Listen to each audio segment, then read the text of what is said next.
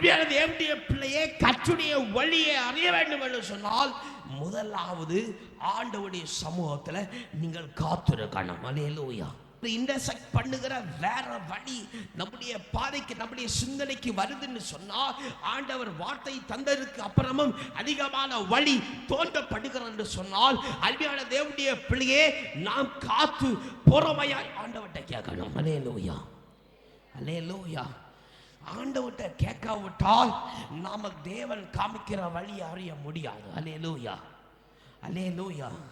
நாம் உலகத்தில் வாழ்கிறதுனால நம்முடைய பாதைகளில் சந்தேகம் வரும், கேள்விகள் வரும். இந்த கேள்விகளுக்கு ஆண்டவர் மாத்திரம்தான் பதில் தர முடியும். கரங்களை உயர்த்தி ஆமென்னு சொல்லுங்க. அல்லேலூயா.